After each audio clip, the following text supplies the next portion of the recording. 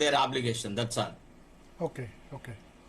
So Bhujanga Rao గారు sir నమస్కారం sir. నమస్కారం. సో ప్రభుత్వం ఇవాళ అటెండ్ అయినారు ఫైనల్ గా ఫైనాన్స్ సెక్రటరీ. బట్ ఆయన కూడా ఏం చేస్తారు, సందీప్ కుమార్ సుల్తానియా ప్రభుత్వం మంత్రుల నుంచి రావాలి. వాస్తవం. ఇప్పుడు దీనికి వేఅవుట్ లేదా, మార్గం లేదా? అందరికి ఒకేసారి ఇచ్చే బదులు ఇట్లా జీపీఎఫ్ వరకు ముందుగా ఇచ్చేసి అట్లా ఏమైనా చేయలేదా? గ్రాట్యుటీ కొద్దిమందికి ఇచ్చేసి. ఇవాళ అసెంబ్లీలో సూటిగా ప్రతిపక్ష నాయకులుగా చర్చ జరిగింది. హరీష్ రావు క్వశ్చన్ వేశారు. అవును, నేను విన్నాను సార్. అది సమాధానము చెప్పలేక మీరంతా మా మీద నెట్టేసిరు పెంచి అనేటువంటి ఒక సాకు చెప్పి దాటవేయడం తప్ప నిర్దిష్టంగా స్పష్టంగా ఒక భరోసా ధైర్యం నింపే విధంగా నిజమే వాళ్ళకి ఇవ్వాల్సిన డబ్బులు ఇవ్వలేకపోయినాము, ఇవి అకౌంటబిలిటీగా మాకు బాధ్యత ఉంది, ఇప్పటి వరకు వాళ్ళకి చెల్లింపులు చేస్తాము అనే మాట చెప్పలేకపోయారు. అదే మాట ఏం చెప్పారు, 700 కోట్లు చెప్పినాం, 700 కోట్లు ఇస్తున్నాము, ఇంకొక 2-3 నెలల తర్వాత April May next academy financial year లో 200 కోట్లు పెంచి 1000 కోట్ల వరకు ఆలోచన చేస్తాము అని అన్నారు. మీరు ఇందాక చెప్పినట్టు భరత్ గారు 1000 కోట్లు ఇచ్చినా కూడా దాదాపు 10,000 కోట్ల పైచిలుకగా ఉన్న ఎరియర్స్ రావాలంటే సుమారుగా సంవత్సర కాలం పడుతుంది. ఈ సంవత్సరంలో ప్రతి నెల రిటైర్ అయ్యే వాళ్ళంతా కూడా జమ అవుతా పోతారు కదా.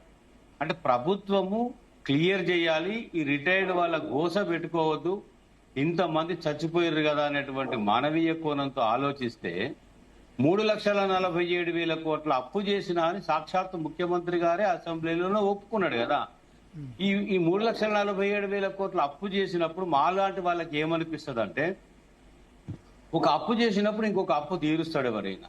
మరి గత ప్రభుత్వం చేసిన అప్పులకు వడ్డీలు కడుతున్నాం, ఈఎంఐలు కడుతున్నాం, నెల నెలకు అవి కట్టలేకనే వస్తున్నాం అంటే ఈ ప్రభుత్వము అందులో అప్పుగా ఈ 10,000 కోట్లు రిటైర్డ్ వాళ్ళది కూడా ఒక అప్పు, ఒక బాకీ అనుకునే విధంగా అనుకొని క్లియర్ చేస్తే ఇంత బాధ, ఇంత గోస, ఈ కోర్టుకు పోవడము, కంటెంప్ట్ రావడము, కోర్టు అర్ధరాత్రి మేము కూర్చుంటాం, సమాధానం అర్ధరాత్రికి ఆన్సర్ చెప్పాలని మొట్టికాయలు చివరి పెట్టిందంటే ఈ ప్రభుత్వానికి సిగ్గు శరం బాధ్యత లేదా?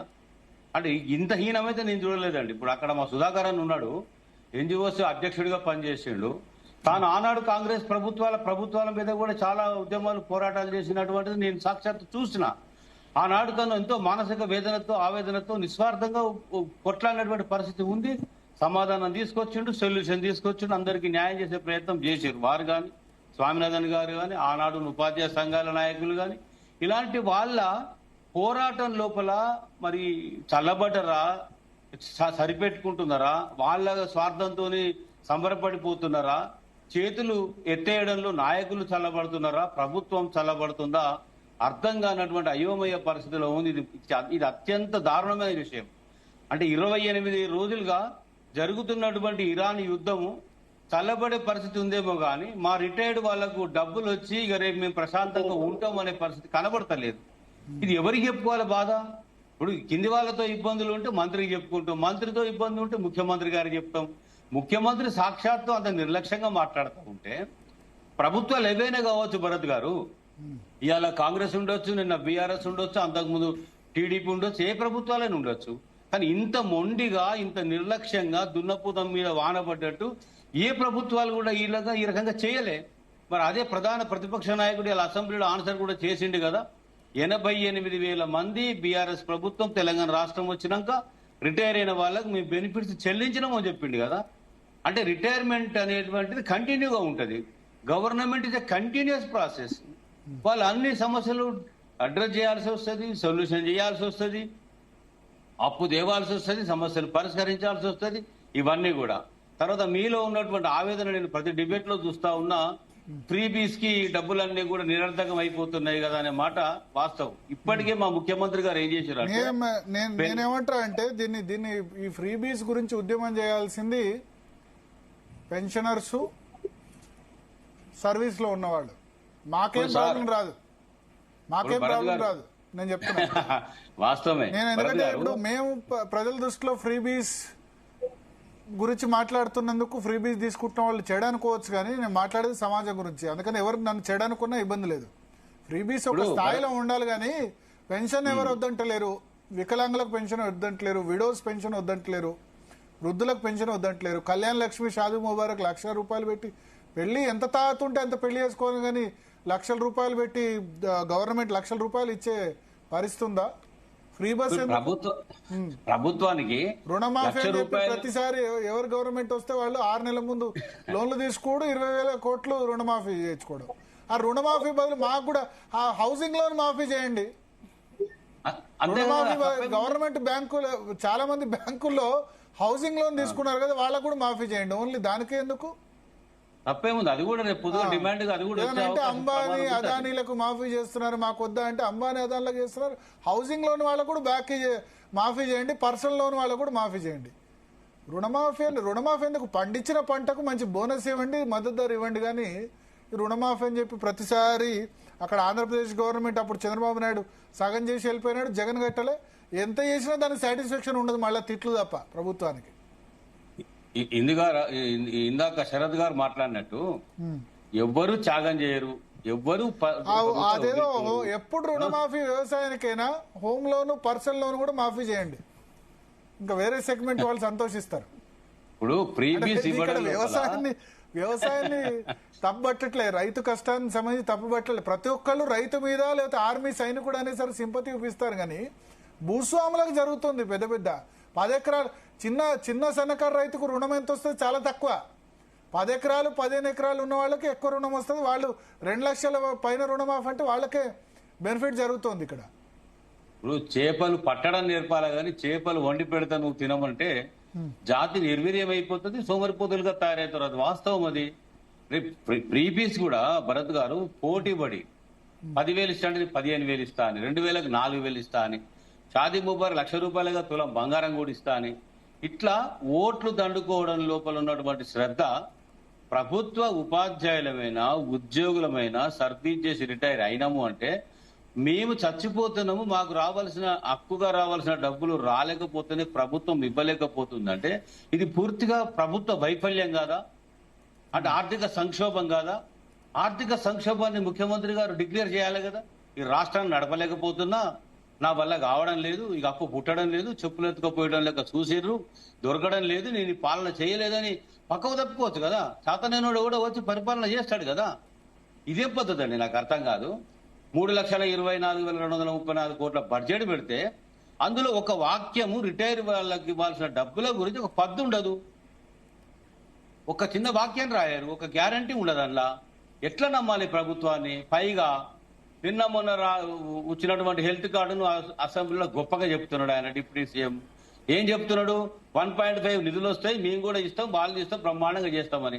మా డబ్బులు మేము జమ చేస్తే గవర్నమెంట్ డబ్బులు జమ చేయదు, మా డబ్బులు కూడా ఎత్తుకపోతుందేమో, దుర్వినియోగం చేస్తుందేమో అనే డౌట్ మాకుంది.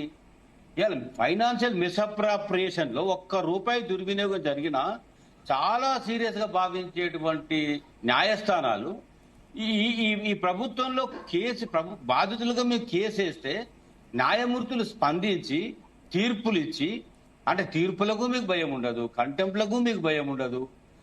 ఇవాళ అర్ధరాత్రి అయినా కూడా న్యాయస్థానంలో ఇక్కడ కూర్చుంటా నాకు సమాధానం చెప్పాల్సిందే అని జడ్జి గారు ఆవేదనతో చెప్పిండ్రు అంటే ఇక అంతకంటే అవమానం ఈ ప్రభుత్వానికి ఇంకేం కావాలండి? ఎంతమంది చనిపోయినారంటే చూడలేకపోతున్నాం. పోనీ మనం ఒకరము ఇద్దరము ముందుకు వచ్చి సహాయం చేస్తే బయటపడే సమస్య కాదు కదా. Government is a continuous process, retirement continuous process కదా. ఈ ప్రభుత్వము ఒక దారి వేస్తుందా? రేపు పొద్దుగాల రిటైర్మెంట్ వాళ్ళకి డబ్బులు ఇవ్వకుండా ఏం లేదు, ఎగవేసిన ఏం లేదు, చచ్చిపోయినా మీరు బాధ్యత పట్టించుకోకండి, ఏవి ఇవ్వకపోయినా ఏం లేదు అనేటువంటి మాటకు వచ్చి మా గత ఎక్కడికి వచ్చిందంటే పోయిన ప్రభుత్వంలోనూ మొదటి తారీఖు జీతం వస్తే మహాభాగ్యం అనుకున్నాం. ఇప్పుడు మా డబ్బులు మాకు వస్తే చాలు, ఇక మా డిఎల్ సంగతి మర్చిపోయినాం, మా పిఆర్సీ సంగతి మర్చిపోయినాం, అన్నీ మర్చిపోయినాం.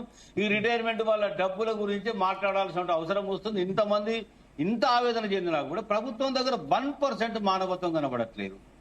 నేనేమంటున్నా, ఫ్రీబీస్ ఇస్తారా సస్తారా ఏం చేస్తారో మీరు పోటీ పడితే పడండి, కానీ మా కడుపులు కొట్టి కాదు కదా ఇవ్వాల్సింది. తెలివిగల పాలకులు ఏం చేయాలి? సంపద పెంచాలి, సృష్టించాలి. ఆ పెరిగిన సంపదను మాకు ఖర్చులు పోగా, ప్రభుత్వ పరిపాలన వ్యయం పోగా మీరు మిగిలినటువంటి దాన్ని ఏం చేస్తారో చెయ్యండి. ఎక్కితే హెలికాప్టర్, దిగితే హెలికాప్టర్, ఎక్కితే విమానం, దిగితే విమానం, పెట్టేటువంటి లక్షల్లో ఖర్చులు. ఇవాళ ఒక్కొక్క ఎమ్మెల్యేకు 2,75,000 జీతం ఉంది, అలవెన్స్ సహా 4 లక్షలు ఉంది. ఇలా ముఖ్యమంత్రి గారు 4,24,000 జీతం ఉంది. మరి తెలంగాణ అప్పులైనవి, మా జీతాలు వద్దు బచ్చాలొద్దు అని ఎందుకు త్యాగం చేయరు, ఎందుకో మాట్లాడరు ఆ మాట.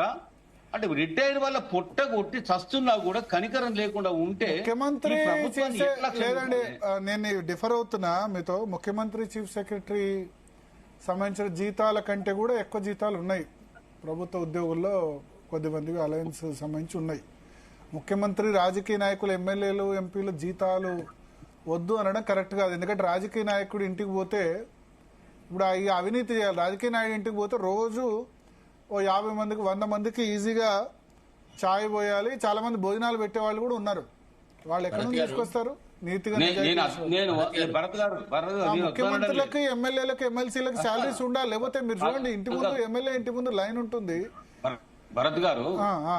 నేను వద్దనడం రాజకీయ ఎమ్మెల్యేలు, ఎంపీలు, మంత్రులు వాళ్ళు సేవకులా కాదా? సేవకులు అంటే మరి పబ్లిక్ ఎక్స్పెక్ట్ చేస్తున్నారు కదా. ఇంటికి పోయినప్పుడు ఛాయ్ కూడా పోయాలో విడిపిస్తున్నారే అంటారు పోతే గనక. అవునా లేదా? ఎమ్మెల్యే, ఎంపీ ఇంటికి పోతే ఎమ్మెల్యే, ఎంపీ ఇంట్లో చాలా మంది భోజనాలు పెట్టే వాళ్ళు కూడా ఉన్నారు. వాళ్ళు ఎక్కడ అదే కదా సేవ, అదే కదా సార్ సేవ.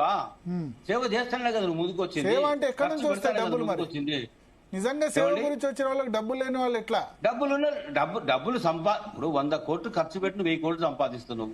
ఇది అది వ్యాపారం. అందరు కాదు కదా. అందరు ఇప్పుడు మనం ఏం చేస్తున్నాం అంటే 100 కోట్లు ఉన్న వాళ్ళే చూస్తున్నాం. 99% భరత్ గారు దయచేసి ఐఎమ్ వెరీ సారీ టు అంటే సే నేను అనేది 99% ఇప్పుడు వ్యవస్థ మొత్తం అట్లే అయిపోయింది. అట్లా అయిపోయిందంటే 100 కోట్లు ఉన్న వాళ్ళనే ప్రజలు గెలుస్తున్నారు, పైసలు ఇచ్చిన వాళ్ళని గెలిపిస్తున్నారు, ఓటు వాళ్ళకి పైసలు టికెట్లు తీసుకొని. వస్తున్నాయి. పార్టీలు కూడా కానీ వాళ్ళకి టికెట్లు అట్లా ఇస్తున్నాయి. మనం ఏంటంటే రాజకీయంలో డబ్బులు లేని వాళ్ళ గురించి కూడా ఆలోచించాలి. అందరూ 100 కోట్ల ఎమ్మెల్యేలు, ఎమ్మెల్సీలు లేరు పాపం. ఎస్సీ, ఎస్టీ నియోజకవర్గాల్లో ఇప్పటికీ ఇబ్బందులు పడుతున్న వాళ్ళు ఉన్నారు, గెలుస్తున్న వాళ్ళు. భరత్ గారు యా చెప్పండి. మీరు అన్నట్టుగా బీద వాళ్ళు